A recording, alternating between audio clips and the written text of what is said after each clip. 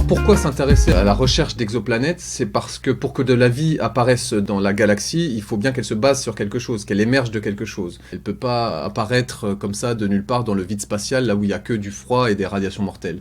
Donc il faut qu'il y ait des planètes. Entre 1995 et 2023, on en a découvert déjà plus de 5000. Donc on sait que les planètes sont abondantes dans la Voie lactée. Ce qui a changé la donne, parce qu'en fait, statistiquement, ça multiplie d'autant la probabilité que de la vie ait émergé sur au moins l'une d'entre elles. Ce qui n'est pas certain, on n'en sait rien pour le moment. Mais ça a donné confiance aux gens qui s'occupent de ça sérieusement. Alors le chemin a été long. On va voir dans cette petite introduction que la question s'est posée pendant extrêmement longtemps, tout simplement parce qu'on n'avait pas de manière de découvrir ces planètes-là.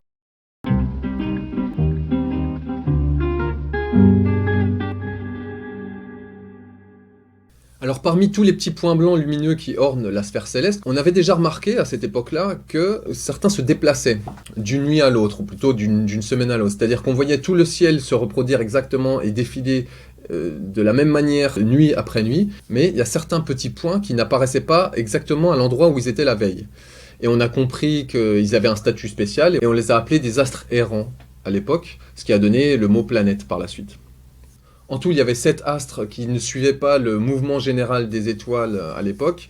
C'était la Lune, le Soleil et les 5 planètes qu'on connaissait à l'époque. Et c'est ces 7 objets qui ont donné le nombre de jours de notre semaine, de 7 jours qu'on a aujourd'hui, et leur nom. Hein, donc lundi, la Lune, mardi, Mars, etc.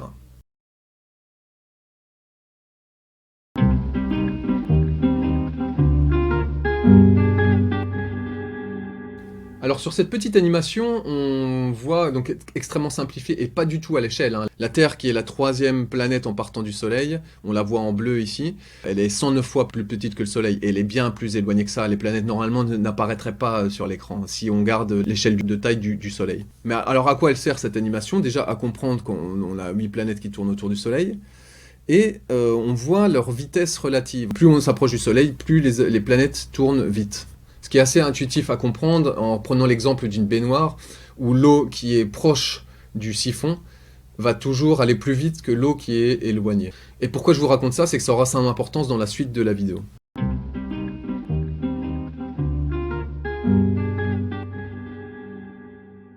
Donc aujourd'hui, on sait que le Soleil est entouré de 8 planètes, les Grecs ne l'avaient pas compris, et ils n'avaient pas compris non plus tout ce qu'étaient les étoiles, ni les planètes, et encore moins cette espèce de nuage qui traverse le ciel étoilé, et qu'on a appelé à l'époque la Voie lactée. Alors il y en a quand même certains qui l'avaient compris, hein, et notamment Démocrite, qui déjà à l'époque avait dit que cette blancheur céleste doit être produite par une multitude d'étoiles que l'on ne peut distinguer à l'œil nu. Plutôt que de dire que Démocrite avait compris, j'aurais dû dire que Démocrite avait deviné. Parce qu'à l'époque, il n'avait aucun moyen de prouver ce qu'il avançait. Et en science, c'est obligatoire. On est obligé de prouver un minimum ce qu'on affirme, sinon ce ne sera jamais validé. Et la preuve que les points blancs lumineux sont des étoiles, ça a été vraiment très compliqué à voir pour des raisons, comme je l'ai dit tout à l'heure, technologiques. Il a fallu attendre le XXe siècle et les premiers gros télescopes pour pouvoir le prouver. Alors ça, c'est l'observatoire de la Silla qui a été construit en 1964. C'est le premier observatoire européen à avoir été implanté dans le désert d'Atacama au Chili. Pourquoi là-bas? Parce que c'est l'endroit le plus sec du monde. Il n'y pleut qu'une fois par an et l'atmosphère est désespérément sèche. Or, la vapeur d'eau a tendance à brouiller les observations. Donc très tôt, les différents pays du monde ont voulu implanter leurs télescopes dans le désert d'Atacama et la Silla était le premier observatoire européen. Et il est toujours en fonctionnement aujourd'hui. Alors il a pris cette photo du centre de la Voie lactée. On peut distinguer tous les points blancs qui ornent le ciel comme d'habitude, et les ombres qu'on voit, ce sont des nuages d'hydrogène qui flottent dans le vide spatial et que l'on voit à contre-jour. La lumière vient de au-delà des nuages, elle vient des étoiles qui sont derrière, et on les voit à contre-jour. Mais quand on fait un zoom par exemple sur ce nuage en forme de sourire diabolique, on commence à s'apercevoir que Démocrite avait raison et que effectivement la lumière diffuse de la Voie lactée provient en fait d'une multitude d'étoiles individuelles. Et quand on augmente encore le zoom, ça devient très clair. Donc grâce au télescope aujourd'hui, on sait en effet que tous les points blancs lumineux qu'on voit dans le ciel sont des étoiles et que la Voie lactée est un conglomérat d'étoiles mais encore plus éloigné. En tout cas, comme on a vu, les étoiles sont extrêmement nombreuses dans la Voie lactée. On estime leur nombre à entre 100 et 1000 milliards. La fourchette est assez grande. C'est l'équivalent du nombre de grains de sable qu'il y a dans un mètre cube de sable. Et c'est ce que j'ai dit dans l'introduction, ça a rendu probable la présence de planètes autour d'autres étoiles.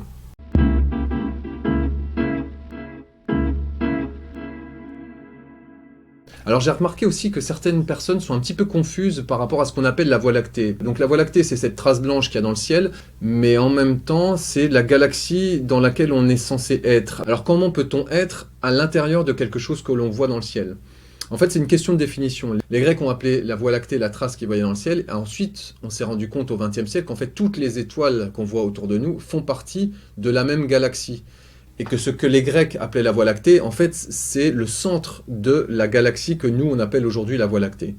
Alors il y a un petit schéma qui permet de comprendre, qui a été peint par John Lomberg, c'est celui qui avait été responsable du design de la plaque qui avait été faite sur Voyager. On en parlera certainement dans une autre vidéo. Donc il faut imaginer que la place du bonhomme, c'est la Terre en fait, et ce qu'on voit dans le ciel, c'est ce que voit le bonhomme. Donc on voit la Voie lactée, la trace que voyaient les Grecs. Et en fait on se rend compte grâce à ce schéma-là qu'il s'agit du centre de la Voie lactée, c'est-à-dire de notre galaxie. Alors on se rend compte que les étoiles sont extrêmement nombreuses dans la Voie lactée et que si chacune a une planète, ça fait un nombre incroyable de planètes dans la Voie lactée. Le problème, c'est comment les voir. Elles sont extrêmement lointaines. Et déjà au XVIe siècle, Giordano Bruno, l'astronome italien qui avait été brûlé par l'Inquisition, qui lui avait arraché la langue, avant d'avoir la langue arrachée, il avait eu le temps d'écrire cet ouvrage où il prétendait que on ne voit que les soleils parce que ce sont des corps qui sont très grands et lumineux, mais leurs planètes restent invisibles à nos yeux, car elles sont trop petites et non lumineuses.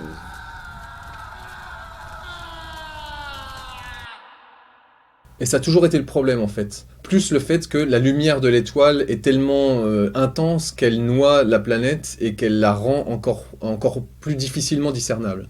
Alors pour bien comprendre le problème, on peut imaginer un phare qu'on voit la nuit à l'horizon.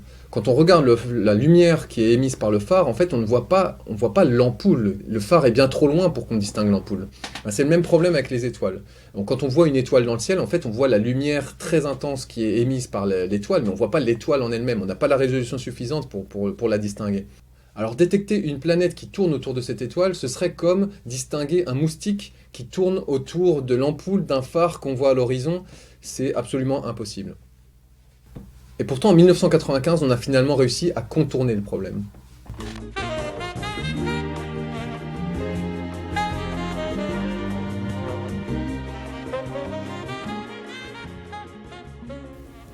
Le 51 désigne l'étoile. Les étoiles dans une constellation sont classifiées selon leur brillance. Donc la première est celle qui brille le plus, ensuite la deuxième, numéro 3, numéro 4. Et donc l'étoile numéro 51 de la constellation de Pégase, elle n'est pas visible à l'œil nu.